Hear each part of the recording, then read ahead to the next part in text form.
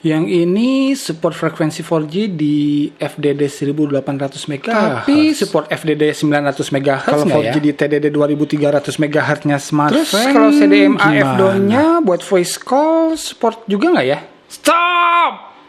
Udah, pakai ini aja deh. Dijamin semua frekuensi yang on air di Indonesia pasti support. Bahkan CDMA cuy.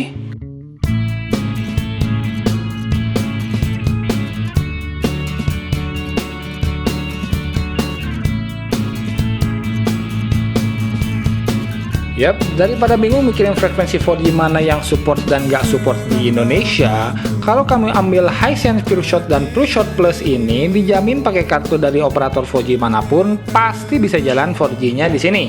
Mau Telkomsel, Indosat, XL, Bolt, bahkan Smartfren, bahkan lagi CDMA-nya Smartfren buat jalur data, nelfon dan SMS bisa semua. Walaupun nggak ada embel-embel Andromax, tapi dari dalam box kita tetap dikasih bonus kartu Smartfren 4G dan bonus data 8GB. Lumayan kan?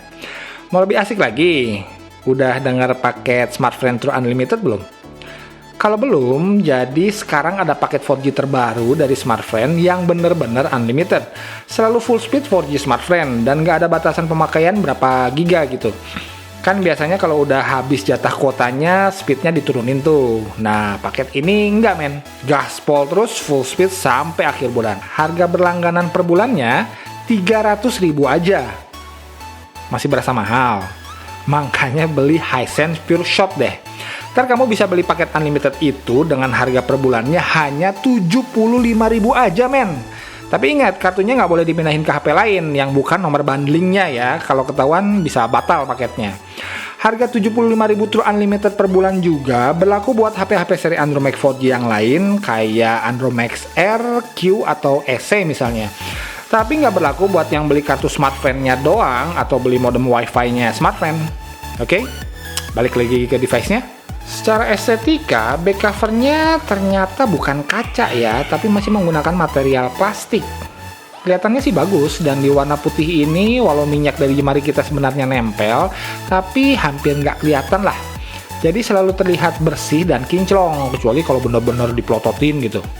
Frame sampingnya terbuat dari aluminium yang dengan cerdik diangkat oleh lekukan belakang bodi di bagian bawah dan dilapisi lagi oleh plastik krom di bagian atas. Kenapa saya bilang cerdik? Karena kalau aluminium ini sering-sering kontak langsung ke permukaan meja misalnya, hasilnya bakal kayak gini lama-lama. Jadi sebaiknya siapkan budget buat beli soft gel back cover, oke? Build quality-nya nggak istimewa, tapi nggak jelek juga. Belum berasa sesolid HP-HP Samsung kelas menengah lah. Tapi juga nggak sampai berasa ringkih atau ada yang longgar-longgar gimana gitu. Tapi secara kemudahan penggunaan, menurut saya Hisense PureShot Plus ini punya nilai hampir sempurna. Bezel sekeliling layarnya tipis cuy. Posisi tombol-tombol juga enak. Letak speaker body asik. Posisi kamera oke banget. Nggak bakal sering kehalangan sama jemari kita pas kita mau moto misalnya. Lampu backlight di 3 tombol kapasitif juga ada. Plus, di sudut-sudut layarnya agak melengkung men, atau biasa disebut 2,5D glass ala iPhone 6. Jadi berasa lebih natural kalau kita ngusap layar dari ujung sisi ke arah tengah, khas gestur material desainnya Google. Tapi sayangnya, nggak ada LED notifikasi. Ya, tapi kemudahan penggunaan Hisense PureShot Plus ini masih bersambung ke sisi software. Lanjut men. Yap, senada dengan desainnya yang memudahkan, navigasi UI-nya pun dirasa sangat praktikal. Double tap to wake, double tap tombol home to sleep, menarik bar notifikasi tanpa harus stretching jempol ke ujung atas layar, sampai beberapa fitur gestur pada layar standby akan mampu mengurangi effort jemari kita dalam mengeksplor layar lebarnya. Ada fitur menyembunyikan aplikasi dan fitur firewall, tapi nggak ada pilihan gonta-ganti theme, paling animasi scrolling layar aja. Manajemen memorinya oke, karena aplikasi tetap bisa dipindahkan ke microSD, dan manajemen RAM-nya juga terlihat sehat, dengan free RAM rata-rata di kisaran 1GB-an lah. Hanya desain UI-nya, well, sedikit mengingatkan kita kepada desain MIUI ya.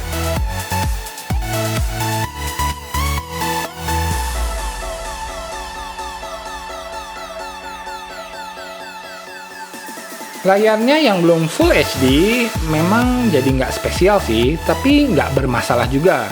Baru kelihatan layarnya belum Full HD itu pas lagi gaming HD. Buat nonton video sih walau kecerahan maksimum layarnya masih sedikit di bawah rata-rata, tapi nggak begitu berasa lah, masih enak-enak aja kok. Sensitivitas layarnya pas gaming atau ngetik cepat juga nggak ada masalah. Dan udah dikasih proteksi Gorilla Glass 3, jadi poin plus yang patut kita syukuri.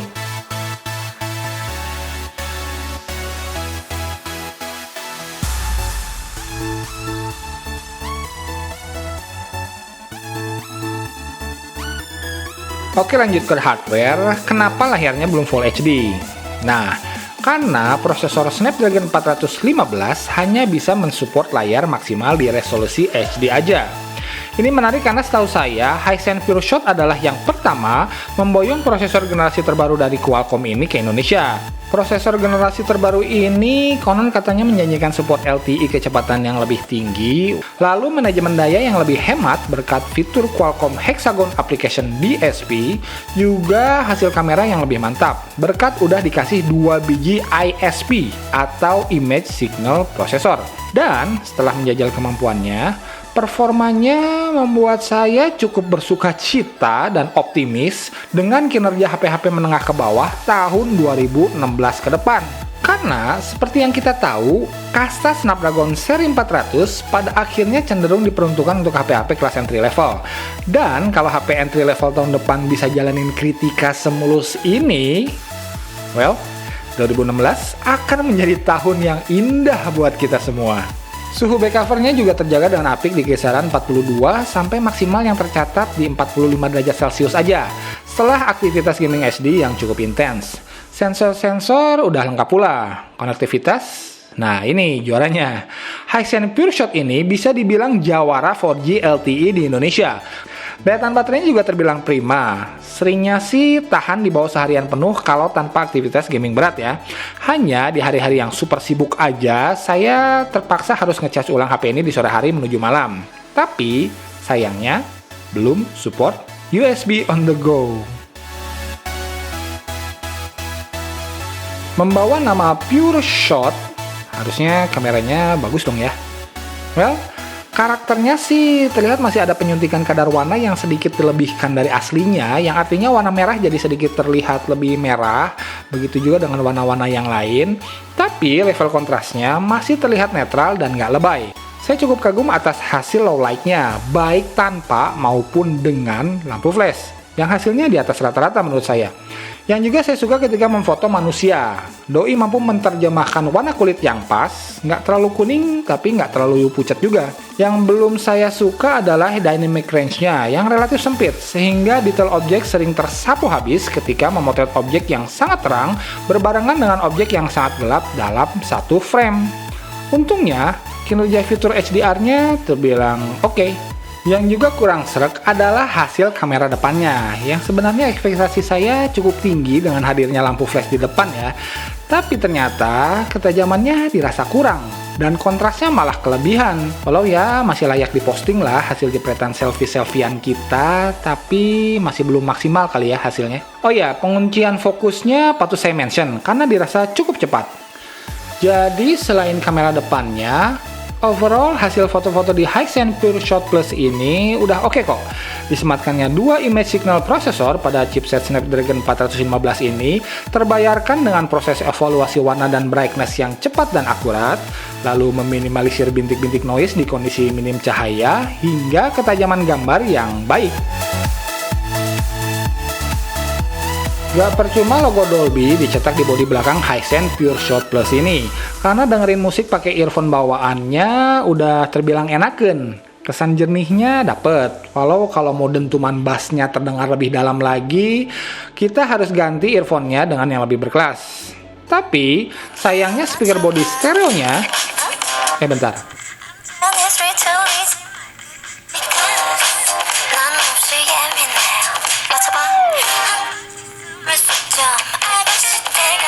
Ternyata mono deh, bukan stereo.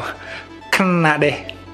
Well, suaranya belum masuk kategori bagus. Berasa cempreng, tapi sebenarnya udah cukup keras dan nggak sember ketika di-set pada volume maksimal.